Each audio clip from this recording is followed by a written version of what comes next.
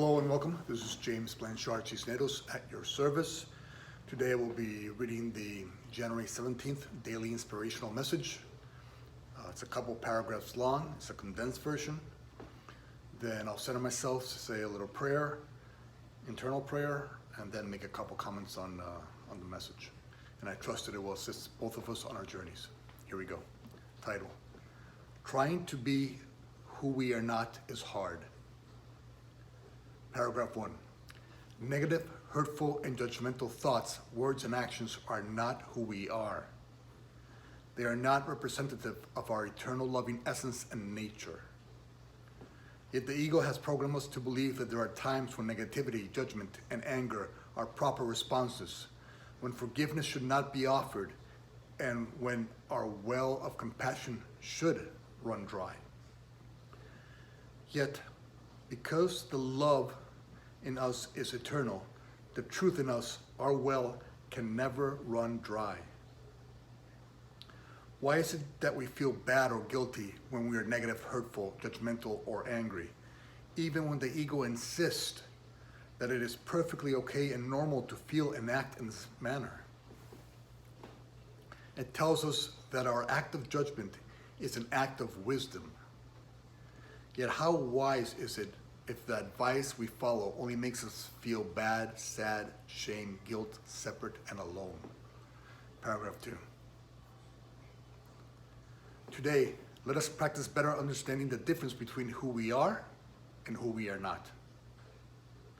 Being love's creation, we are love and all of its expressions. Anything that tries to place itself in opposition to love and its expressions is who we are not. When you find yourself being who you are not, do not judge yourself.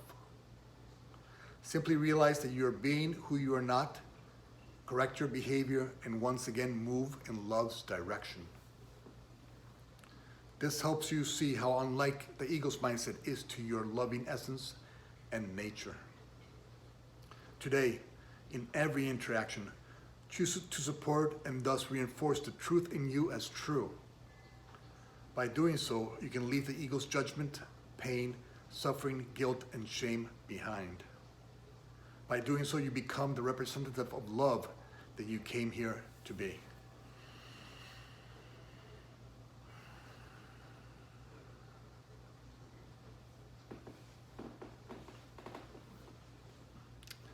Okay, who we are and who we are not. First, let's go with the easy part, I guess. Who we are. We are love's creation. We're God's creation, love creation, and love is all. And therefore, all that is truth about us is that love, and those expressions of love, such as forgiveness, compassion, kindness, generosity, joy, peace. That's who we truly are. Now, the ego has programmed us to think that we're something other than that. And so it has programmed us with the idea that judgment is proper, that it's okay to judge, it's okay to be hurtful, it's okay to be negative. And so the ego does this because that's how it survives. The only way the ego survives is by us believing that its tools are necessary and useful. But our pain may be high, but it's not without limit. And so we will use the ego's tools over and over again until we find they're totally lacking. They never offer us peace. They never offer us joy. They never bring us to a place of understanding and wisdom and a sense of fulfillment. They always seem to leave us lacking something, leave us unfulfilled, like something remains to be done or said. And so let us remember that when we follow the ego's path, those of judgment, anger, resentment, hate, where does it lead us? It doesn't lead us anywhere we truly want to be. It only leads us to feeling bad, to feeling guilty, ashamed, feeling separate from others, feeling lost, feeling lonely and alone. I mean, we don't want to be there. We've already tried that many a times, and it's It's unworthy of us, honestly. It's unworthy of us. And so, but we don't have to punish ourselves when we forget who we truly are. All we have to do is practice recognizing when we're being who we are not. Okay? So let's say we feel like judging somebody, or feeling thoughts of resentment, or even hate, or being negative, or anxious, whatever the ego throws our way. That's anything other than love. Whenever that happens, let us not invest our time, focus, and energy into those emotions, because we already know where that takes us, know where we want to be. And so simply, recognize, okay, wait a second, I'm judging this individual. I already know where that takes me. It takes me to a place of frustration, resentment, anger, shame, guilt. It takes me to those places. I don't want to do that. No matter what he's thinking, saying, or doing, I'm here to be the light of the world. I'm here to only offer love's expressions to my brother or sister. And so that's what I'm going to offer right now to them. I'm going to offer my compassion, my understanding, my remembering that all he or she is really doing is calling out for love, is calling out to me to help me remind him of where he truly belongs, which is aligned with love and love's expressions. And so let us simply do that today. Recognize when we're out of alignment with who we truly are, and then take a breath and shift from fear to love. Shift from judgment to forgiveness. Shift from condemnation to compassion. Shift from anxiousness and anxiety to a greater trust in God. Shift from the darkness to the light. And we can do that in every moment.